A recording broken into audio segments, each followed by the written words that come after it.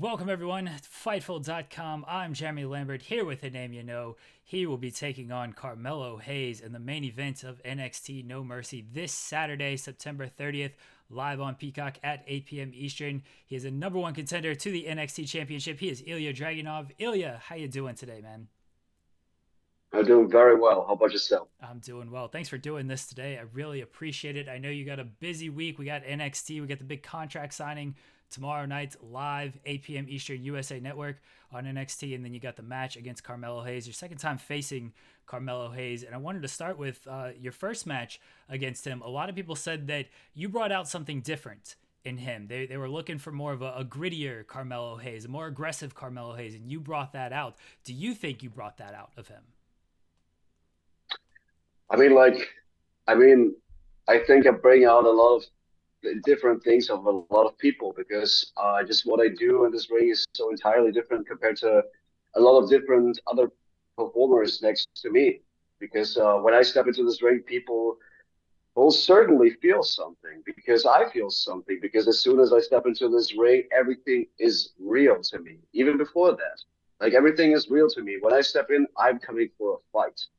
Like I'm coming in to bring absolutely everything, the entire passion that I carry around with myself that everybody feels. Yeah, I bring different sides out of people because you need a lot to get me down, and I'm not gonna make it easy for you. Do you think Carmelo Hayes brought anything out of you that you had not kind of experienced before?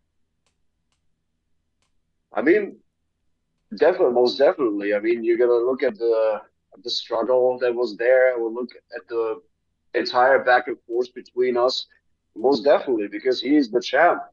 And he needs to bring out different sides of different people. It is absolutely necessary. If he can't do that, he shouldn't be the champion. And he got to prove himself towards me. He did.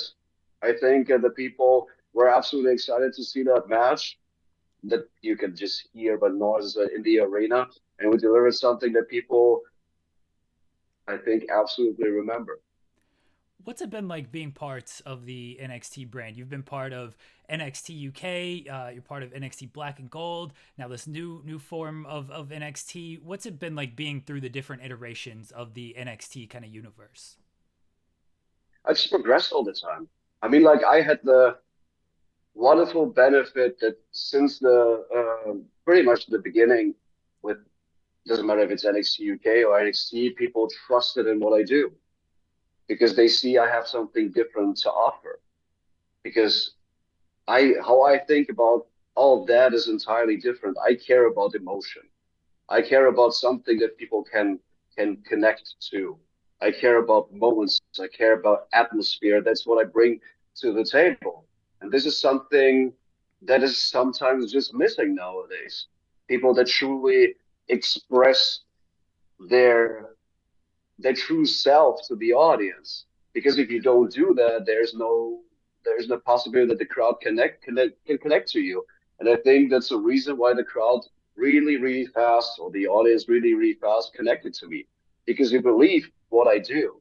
Because I believe what I do, and I just go out every single time, and I'm empty when I come out again. I feel entirely drained. There are days and there have been a lot of days, it doesn't matter if it's NXT UK or it's NXT, I just were empty after I left the ring. Entirely drowned, entirely like I left it all inside there. And this is something I think that the crowd more and more started to appreciate. You mentioned the crowd connection, and NXT is now with these premium live events has started to travel outside of Florida and everything. You know, for the most part, NXT the weekly events are in Florida. You wrestled in the pandemic era where there were no fans. What's it been like actually getting outside of Florida and wrestling at these premium live events? I mean, it's a wonderful experience because when you're a part of this business, you gotta have a certain love for traveling. And I have this love for traveling. I mean, like, of course, nothing is as beautiful as home is, but you have the wonderful opportunity to see more places, to see how the world is outside there, and that's an amazing thing to do. What are some of your favorite places to visit on the road? Well, me personally, the most recent one where I really enjoyed it, that was Boston.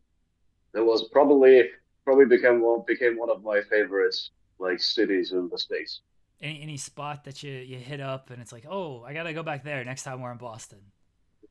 Just the downtown, just like the inner city, or how you call it, like downtown, was like very present to me, especially because in my heart, in my blood, I'm just still a European person, and a lot of the architecture inside the really the middle city just felt so European, and I always feel very home when I see places like that, and there's a lot of character. You know what I mean? Yeah. I've never been to Boston, so but when I go, I'll have to check things out, check out the art, and maybe get a little taste of Europe when I am there. You know, speaking of Europe, the reports of NXT Europe that was supposed to start this year, and it seems like things are still on track. The merger kind of maybe delayed things, according to Shawn Michaels and Triple H. Is that something you would be interested in if it was broached to you? Oh, absolutely. And this is like a no-brainer. And when I have the possibility to go back to Europe, 100%, I will be up for everything. It is my home. I love Europe. Of course, I enjoy my time in the States as well, but nothing is like the true aura of Europe. You can't get it out of me, though. You've had many battles with Gunther, Walter in Europe, and I know you've spoken a lot about these matches. But one thing I was very curious about, wrestling him for almost a decade now, he has changed a lot. Specifically, he's spoken about his body transformation, and we've seen it. Those of us who have followed his career. What's the difference in wrestling him when he was a bigger man and bigger in stature, and then kind of losing weight, going on the diet and everything, and now that he's a little bit smaller, like, is there a difference in wrestling him as far as just his overall style? No, absolutely not. I mean, like, I assume definitely he is in the shape of his life. I mean, like, as a performer, you always need to continue to work, and mm, there's so many areas where you can work on. I mean, like, just having ring skills is by far not everything that you need to put work in. You need to put work in your training. You need to put work in your health. You need to put work in how you talk, how you dress, how you carry yourself. There's such a big, so many different dimensions that you need to work on to be a complete performer, to be a complete artist. And in his regards, I mean, like, I have nothing left for him that just a huge amount of respect, because he is one of a kind. And you can see that his absolutely outstanding mentality just transfers to everything he does. And this is just amazing to see. That's the bar I set for myself too. Did he hit harder back in the day, or does he hit harder now? It's hard always. He's the person who hits me the hardest and pushed me the hardest and taught me the most. And there's not enough flowers that you can praise him with. I know you mentioned that you wanted to face him at WrestleMania as a possibility. You said you guys are kind of destined to sort of fight forever, you and Walter or Gunther at WrestleMania for the Intercontinental title. Do you think that match could happen as early as Mania 40? I don't know about it. Like, I mean, like, this is just like a, let's say it's a dream. I don't plan. I can't see it. Like, I'm not sure how fast it's gonna happen, but I just have the feeling that that would be the right thing to do, because they're just like the two perfect opposites. Like, he's like the final boss. Everybody sees that. Everybody feels that. And I'm the ultimate underdog. I'm a one of a dying breed, like one of those guys who you can punch and hit and slam as much as you want to. You just don't keep me down. And I think I delivered a bunch enough examples to really believe that. And how can these both things, how they cannot work out, and how they cannot attract the entire attention of the audience? You've mentioned that you're not like fully in a rush to get to the main roster, that you're sort of enjoying your time in NXT and enjoying every moment when it comes. So maybe not necessarily not in a rush to get to the main roster, but just about being in the moment and enjoying the moment. I've heard a lot of wrestlers just talk about how they don't take time to enjoy the moment. It's always, the world of wrestling television. What's next? What's next? What's next? Like, when did it click for you of like, I got to just start enjoying what's here, what's the now for me? I mean, like, I think I think a good point of time in my life where I really started to realize I need to slow down is when my son was born. Because right now he's almost 7 already, and I feel like he was born yesterday. And I just realized that so many wonderful, precious things happen when you just slow down and you just don't push yourself unnecessary. Like better, I mean, let's say it's hard for me to say like I'm being not the person to push yourself too heavy because I do that all the time and a very extreme person. But just like sometimes, just take a break in between and just realize how beautiful everything is that is around you and how much things that are absolutely not don't take anything for granted. Just sometimes take a break in the moment and just realize how great everything could be. What do you like to do when you're not training, you're not watching footage, you're not at the performance center, like to kind of take everything in and slow down a little bit?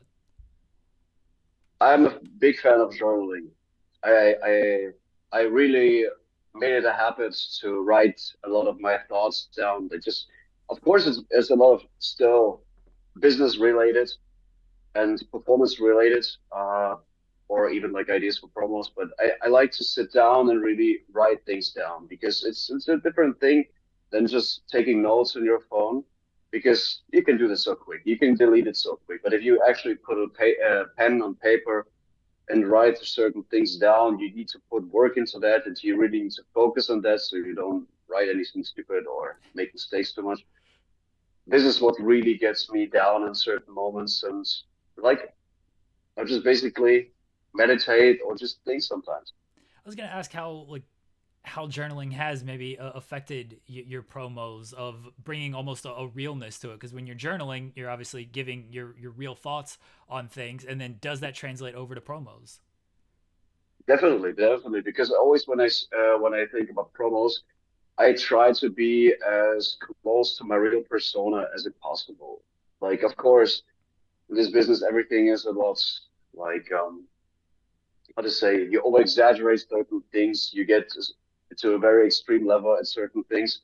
But I always try to make it myself because I think, especially in promos, if you say something you don't mean at all, you don't feel at all, and you don't feel like the person to say this at all, somehow the people will realize that, and somehow they will be like, ah, he doesn't mean it that way. We can't, you can't get a reaction out of this. But sometimes, if you really say something with how you mean it, and you feel like, oh, this is absolutely something I would say this way, people will go like, ooh, we feel this. He really means what he's saying. Your last man standing match against Dijak, you're already a very very brutal and violent man. You be given weapons, given a last man standing setting. Your thoughts on that match, looking back at it, and do you think it's fair you're allowed to use weapons when you are already violent enough with your hands and your feet? I must say, first of all, I'm not the biggest fan of those kind of matches because, like you said, I consider my fists, my legs, everything, as my body as a whole, like as my major weapon, if you can say so. And this is something I like to use majorly. So, but I really only can say that I entirely enjoyed it because like this match, I have a high pain resistance. I it's not like there's nothing that can easily really like bring me down to a level where I say, oh, this is something I can't take anymore. So this barely ever happens, and especially this match, it just brought another layer to everything. And I think this match especially was a great one in case of like the story. that led up to this match and make it like reasonable, make it sensible. And I think especially certain moments in this match, moments I felt for, let's say, well, some moments I probably felt for the next 4 weeks. They really made certain people, when I rewatched it, like really feel uncomfortable. And this is, I think, that's the purpose of this match. That was the purpose of the story. So I really like to remember this performance. As we start to wind down here, my last one for you. You've been doing a lot of media, that not only leading up to NXT No Mercy, but just kind of in general with NXT. And when it comes to people doing media, Drew McIntyre always says like, I want to do as much as possible because it gets me out there. It helps. It kind of helps me with promos. Cody Rhodes always wants to do a lot of media. Are you someone pushing for the media and wanting to do these interviews? And how do you think like it helps you when it comes to that translating on television? I'm not the one pushing for this. There's not something that I feel like this is something I must do. I absolutely understand the aspect of like communication and talking about certain things and explaining myself, and it gives me a good platform to explain my thoughts, which I absolutely love and enjoy. And I'm always have been a big fan of a good conversation because I think this is a wonderful thing to do. And if you can do it you can do job related, professional related, and I can bring the best to me as a performer for the company. This is something I most certainly will do. Well, I appreciate you doing this today, Ilya. You're taking on Carmelo Hayes, NXT Championship, No Mercy this Saturday, September 30th. Let the fans know what they can expect from this match. Upright. They can expect like no mercy is definitely the word it is. It's gonna be no mercy for Carmelo Hayes. Like you just gotta know it. And all people know it. Since I came back to NXT, people saw what I'm capable to do in this ring. I am dangerous. And when the Mad Dragon spreads his wings, you really better get lost because I will cover my wings in gold. Ilya, anything you want to plug where they can find you at on social media or anything like that? You can find me on Instagram on Ilja Dragunov, and you can find me on Twitter on Ilja Bazaar. There you go. Thank you again, Ilya. Really appreciate it. Guys, it is NXT No Mercy this Saturday, September 30th, 8 p.m. Eastern on Peacock. You can also catch Ilya every Tuesday, USA Network, 8 p.m. Eastern as well. Ilya, thank you very much. And thanks everybody for tuning in here on Fightful.